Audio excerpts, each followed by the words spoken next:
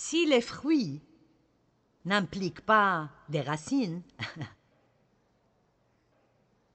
alors nous devenons lourds et nous tombons dans la première tempête. Si vous pensez à un énorme arbre fruitier dans un verger, chargé abondamment de fruits et de grandes branches, même si vous ne les voyez pas, il y a des racines profondément. Autant que les branches sont larges, il y a des racines qui vont aussi profondément dans le sol. Donc il doit être profond et large, pas large sans profondeur. Parce que quand c'est le cas, alors nous sommes charnels, nous pensons aux affaires, aux choses, et nous ne pouvons pas nous occuper des difficultés dans la vie. Nous ne pouvons pas nous occuper des tempêtes de la vie, ni confronter les gens qui sont contre nous, parce que nous sommes habitués à recevoir tout ce que nous voulons, comme nous le voulons, quand nous le voulons. Sinon, nous agissons comme Opie l'a fait dans cette petite vidéo où il ne pouvait pas faire ce qu'il voulait et il s'est juste couché par terre et a piqué une crise de cris. Est-ce que quelqu'un d'entre vous a jamais eu une crise? Une dame seulement? Je pense qu'il y en a plus. Amen, je le pense. Vous connaissez mon mari, le calme, le merveilleux Dave. Il a piqué une petite crise mineure l'autre jour. Il m'a demandé de prendre le rasoir et de lui raser la nuque. Et je fais cela tout le temps, alors je l'ai fait. Puis j'ai vu 2 épis par là, et j'ai voulu m'occuper de ces épis. Maintenant, je vais vous dire le résultat de la poursuite de la mauvaise chose ici. Donc, la première fois, j'ai fait très attention, et j'ai eu l'un d'entre eux. J'ai pensé, oh, je dois me rapprocher. Vous savez déjà ce qui est arrivé. J'ai arraché une surface des cheveux de Dave, grande comme ça. Eh bien, il s'est énervé. J'ai dit, je suis désolée, je suis désolée. C'était un peu drôle, mais j'ai dit, je suis désolée, je suis désolée. Je suis désolée. Et puis il a dit, si je t'avais fait ça, tu piquerais une crise.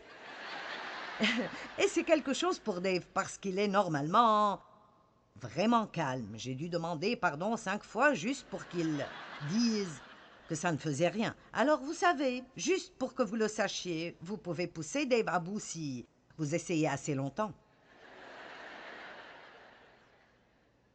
Mais sérieusement, qu'allez-vous vouloir? Qu'est-ce que je voudrais quand le moment viendra pour moi de partir? Maintenant, pensez sérieusement à ceci.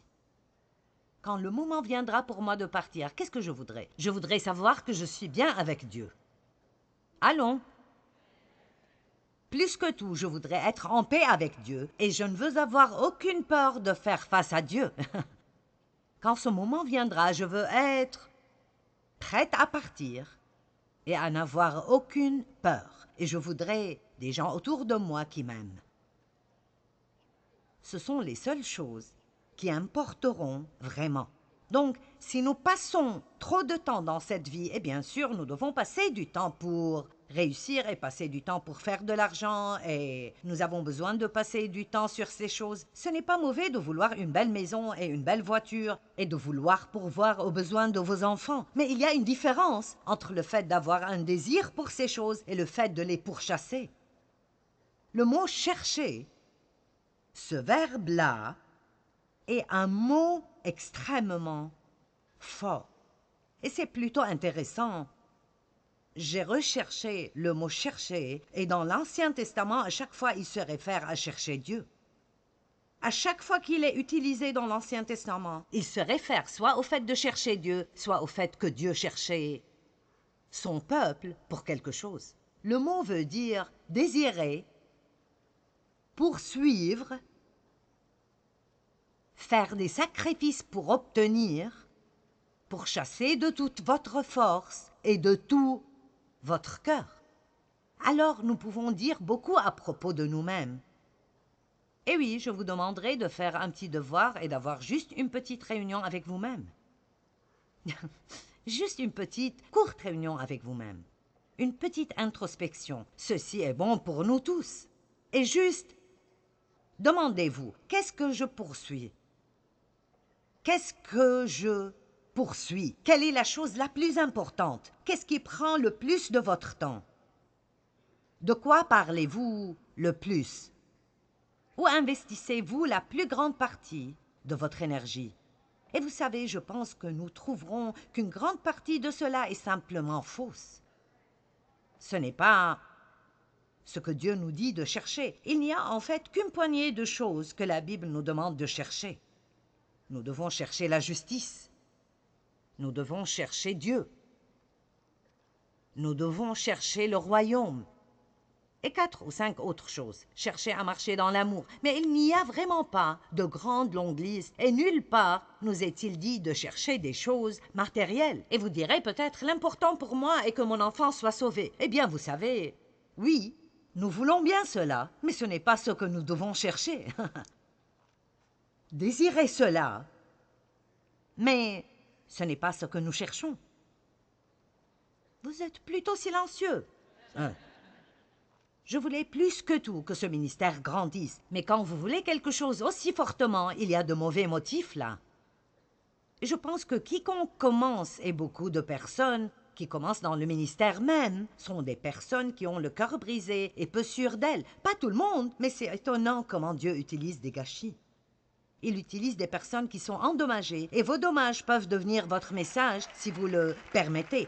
Mais nous commençons, et vous savez, j'avais des insécurités, alors je recevais beaucoup de ma valeur de ce que je faisais. Et quand vous recevez votre valeur de ce que vous faites, vous ne voulez pas faire un peu de quelque chose. Vous voulez faire beaucoup de tout, parce que plus ce que vous faites est grand, plus vous vous sentez bien avec vous-même. Que vous aimiez cela ou pas, plus quelque chose est grand, plus les gens vous admirent. J'aurais souhaité que ce ne soit pas ainsi, mais c'est comme ça.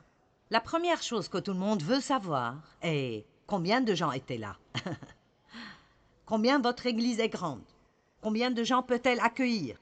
Et bien sûr, tout le monde... Vous savez, il y a de différents articles qui sortent, vous savez. C'est l'une des 5 églises qui grandissent le plus rapidement dans le monde. Ou celle-là est l'une des 10 églises. Je parie que Dieu a des choses cachées qui nous épateraient, et les gens diraient juste, nous ne le savions même pas. Amen? Eh oui, nous voulons grandir. Je ne veux pas que vous me mépreniez ce soir. Je ne dis pas que c'est mauvais d'avoir un désir pour ces choses. Mais la Bible nous enseigne, si nous faisons de l'Éternel nos délices, Psaume 37,4, fais de l'Éternel tes délices et il te donnera ce que ton cœur désire et t'accordera tes demandes secrètes. Fais de l'Éternel tes délices, laisse-le être premier dans ta vie. Ou Matthieu 6,33, cherchez premièrement le royaume de Dieu et sa justice, et toutes ces choses que votre cœur désire vous seront données par-dessus. C'est une façon de loin meilleure de le faire. Cherchez le Seigneur et laissez Dieu vous donner ces choses. Amen. Dites, cherchez le Seigneur et laissez Dieu vous donner ces choses. Maintenant, je crois que même si vous faites semblant d'être extrêmement innocent, vous avez besoin de ce message.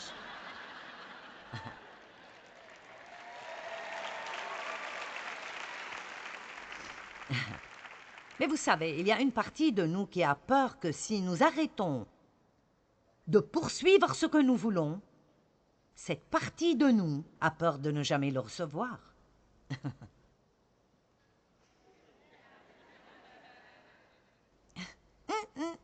Un tout petit peu. Je vous vois là-haut, un tout petit peu. Mais vous allez voir que tout ce que la Bible nous dit de faire est de demander, puis laisser la chose et faire la volonté de Dieu. Nous n'avons pas à nous arrêter là-dessus. Nous n'avons pas à y demeurer. Nous n'avons pas à répéter la même phrase 25 fois chaque jour.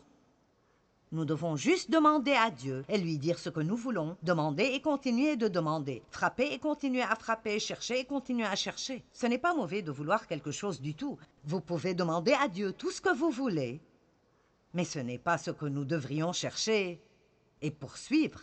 Ce que je veux et ce que je cherche sont 2 choses différentes. Vous comprenez?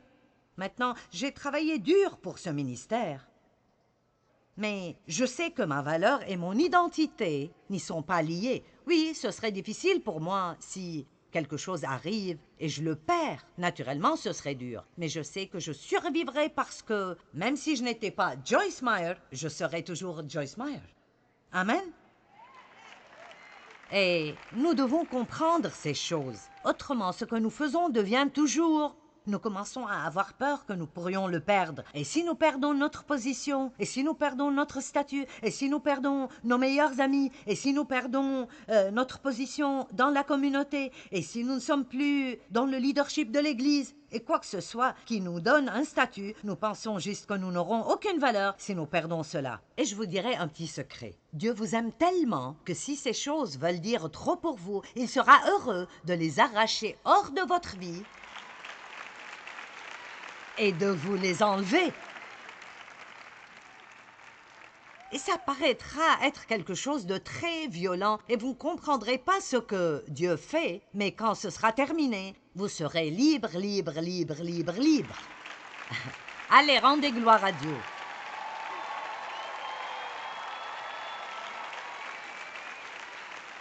Je voulais venir ici et dire, ce week-end, nous allons parler de la vie plus profonde. C'est la réaction que je pensais obtenir.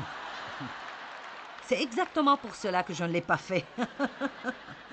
Mais ceci est presque inquiétant pour moi, parce que je ne sais même pas si beaucoup de personnes savent ce que ça veut dire. Vous savez, il y a des années, il y avait des conférences à propos de la vie plus profonde. Les gens venaient de partout pour assister à ces conférences à propos de la vie plus profonde, et ils écoutaient des prédications toute la journée, jour après jour après jour, à propos de ce dont j'essaye de vous parler ce soir. La vie plus profonde est de ne pas être superficielle. Et laissez-moi vous dire, nous devons vouloir plus de cela. Si nous ne voulons plus de ceci, alors nous devons vouloir plus de cela. Nous avons besoin de cela. Donc, vous savez, j'étais déjà chrétienne pour longtemps et j'avais un ministère assez grand. Pas aussi grand qu'il est aujourd'hui, mais... Pas de problème d'argent, tous mes enfants étaient sauvés, nous nous entendions bien dans mon mariage. Et je n'étais pas vraiment heureuse. J'étais toujours insatisfaite. Vous êtes-vous déjà demandé ce qui n'allait pas en vous et ce que ça coûtera de vous rendre heureux dans la vie? Allez, est-ce que quelqu'un, je veux dire, avez-vous jamais pensé, eh bien, si je pouvais juste obtenir cela, je serais heureux. Et maintenant, vous avez cela et vous ne sentez pas mieux qu'avant du tout. Est-ce que vous vous demandez parfois, qu'est-ce que ça prendra pour que je puisse arriver au point où je peux juste me lever et être heureux et passer par la journée et être satisfait et aller au lit heureux et ne pas toujours chercher quelque chose d'autre qui pourrait me donner une nouvelle excitation? Amen. Certains d'entre vous paraissent être totalement déconcertés. Où comptes-tu arriver avec cela? Et quand j'ai commencé à pleurer, Dieu, qu'est-ce qui ne va pas dans ma vie? Je ne sais pas ce qui ne va pas dans ma vie. Et vous savez, nous ne voulons pas vraiment savoir ce qui ne va pas dans nos vies. Parce que si Dieu nous le dit, nous nous sentirons pire qu'avant que nous demandions. Alors, vous savez, qu'est-ce qui ne va pas dans ma vie? Et je veux dire, la chose que j'ai entendue dans mon cœur était, tu es superficielle.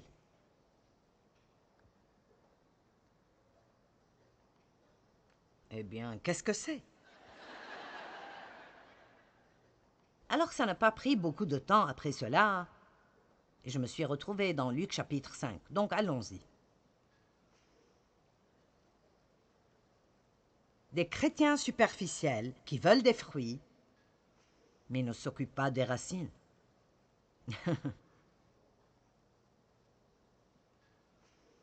Ils veulent être utilisés, mais ils ne veulent pas être prêts. Oui, certaines de ces choses sont dignes d'être écrites. Verset 1. Comme Jésus se trouvait auprès du lac de Génézareth, la mer de la Galilée, et que la foule se pressait autour de lui pour entendre la parole de Dieu, il vit au bord du lac 2 barques, d'où les pêcheurs étaient descendus pour laver leurs filets. Il monta dans l'une de ces barques qui était à Simon, Pierre, et il le pria de s'éloigner un peu de terre. Puis il s'assit, et de la barque il enseignait la foule. Lorsqu'il eut cessé de parler, il dit à Simon, Pierre, « Avance en eau pleine. » Vous savez, par eau pleine, on veut dire profond. J'ai juste pensé mentionner cela. Avance en pleine eau et jetez vos filets pour pêcher. Maintenant, que veut-il dire par pêcher? C'est la capacité d'un camion, un grand camion, rempli à ras-bord. Je serais contente de le prendre en entier. Eh bien, quand Dieu essaie de dire quelque chose, vous n'avez pas besoin de beaucoup d'explications. Dieu m'a dit que j'étais superficielle et me voilà en train de pourchasser toutes ces choses que je veux.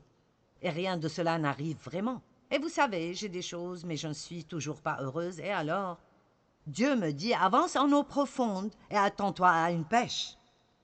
Simon-Pierre lui répondit, écoutez, vous devez comprendre cela, sinon vous ratez le point.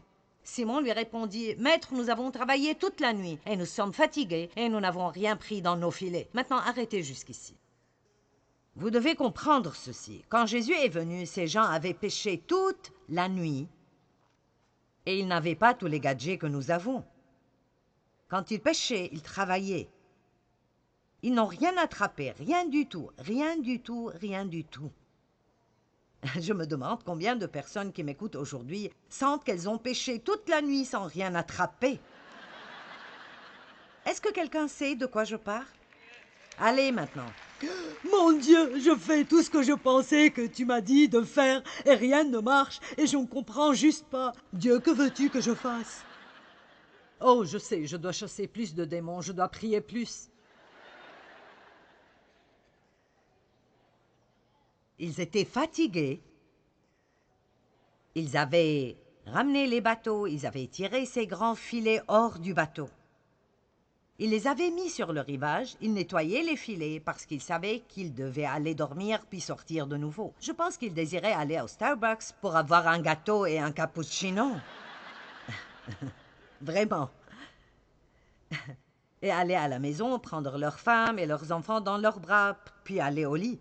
Non, je ne sais pas, ils dormaient probablement sur une pierre ou du gravier. Mais je suis sûre qu'ils désiraient rentrer, ils étaient fatigués et avaient probablement faim. Et Jésus a dit, ressortez. Allons maintenant. L'auriez-vous fait? Ressortez, mais allez vraiment loin. Allez à l'eau profonde et jetez vos filets, et vous attraperez plus de poissons que vous imaginez. Maintenant, Pierre a dit, Seigneur, nous sommes fatigués. Nous n'avons pas envie d'y aller. Allez. Nous n'avons rien attrapé. Sortir de nouveau ne marchera pas.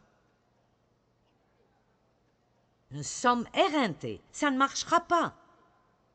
Nous sommes fatigués. Donc, au fond, ce qu'il disait est « Nous ne voulons pas, nous n'avons pas envie, et nous ne pensons pas que ça marchera. » Maintenant, regardons le verset une fois de plus. « Mais sur ta parole, je le ferai. Je le ferai. Je le ferai. Je le ferai. » Merci Seigneur pour la force de la volonté du Saint-Esprit. Nous n'avons pas besoin d'avoir envie ou de le vouloir ou de penser que c'est une bonne idée. Si Dieu dit de le faire, nous le faisons. Et nous croyons que quand nous faisons ce que Dieu veut que nous fassions, alors nous aurons ce que nous croyons que Dieu veut que nous ayons. Écoutez, Dieu est miséricordieux et il fait des choses pour nous que nous ne méritons pas. Laissez-moi vous dire quelque chose. Toute personne qui croit qu'elle aura la vraie bénédiction de Dieu et vivre dans la désobéissance se trompe lui-même. C'est juste, je me fiche de ce que l'enseignement du nouvel âge est. La Bible est la Bible. Amen. Et la parole est la parole. Et je suis sûre que Dieu est aussi moderne que quiconque d'entre nous. Après tout, il a donné la technologie pour les textos et pour Facebook et toutes les choses dont nous pensons que nous ne pouvons pas vivre sans. Donc, j'ai découvert quelque chose que j'essaie toujours de comprendre.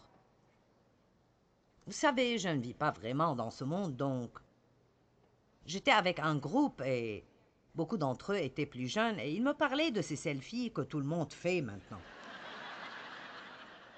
Est-ce que tu sais ce que c'est, pasteur? Vraiment, je ne savais pas ce que c'était.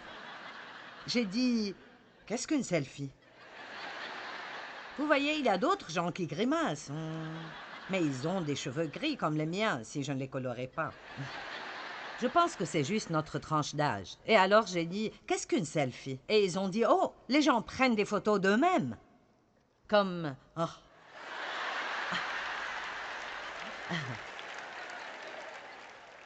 Et parfois, disons, toute la journée.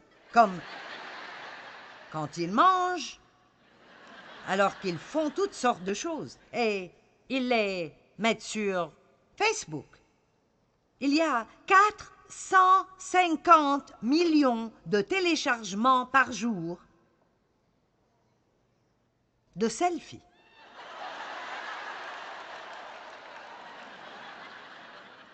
J'ai dit, j'ai passé 38 ans à essayer de mourir à moi-même. Je manque quelque chose ici. Maintenant, s'il vous plaît, ceux qui prennent des selfies toute la journée, ne vous énervez pas contre moi. Je sais que c'est quelque chose de moderne et vous vous amusez avec. S'il vous plaît, ne m'écrivez pas pour me dire que je suis loin de la réalité. J'essaie juste de marquer un point. Vous savez, je veux dire, s'il y a 450 millions de personnes qui prennent des photos d'elles-mêmes toute la journée pour les mettre sur Internet, peut-être qu'il y a quelque chose d'autre ici. Je veux dire, si vous voulez le faire, faites peut-être une par jour, je ne sais pas. Et préférablement pas quand vous dites « Regardez-moi, je mange !» Allons maintenant. Ne vous énervez pas contre moi. Comme je l'ai dit, je peux juste dire que c'est à cause de mon âge maintenant. Je réalise que je suis loin de certaines des nouvelles choses qui arrivent aujourd'hui, mais... Vous savez, c'est comme... D'accord. Dieu est tout aussi moderne que quiconque. Mais la Bible dit toujours, ne vis pas d'après ce que tu veux, ce que tu penses ou ce que tu ressens. Apprends à faire ce que je te dis de faire. Vis plus profondément, ne sois pas si superficiel et tu n'auras pas à pourchasser les bénédictions parce qu'elles te pourchasseront. Amen.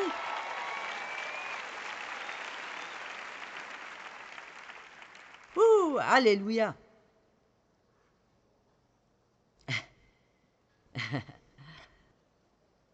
Merci. Maître, nous sommes fatigués, éreintés, crevés.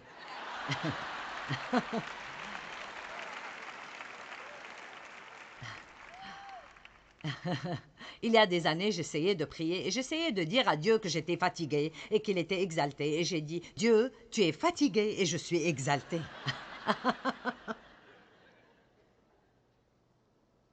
Mon Dieu. Mais sur ta parole, je jetterai le filet de nouveau. Verset 6. Et l'ayant jeté, vous êtes prêts?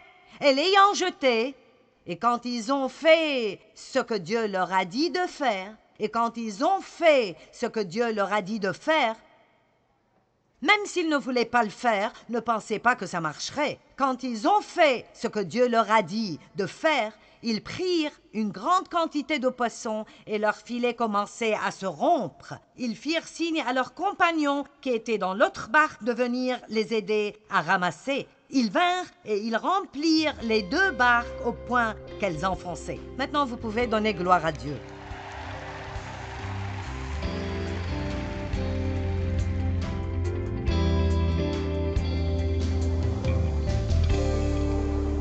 Quand nous poursuivons une relation plus forte et plus intime avec Jésus-Christ, nous pouvons nous reposer dans le fait que Dieu pourvoira ce qui est bon pour nous au bon moment dans nos vies. Mettons toujours Jésus en premier et tout le reste nous sera donné.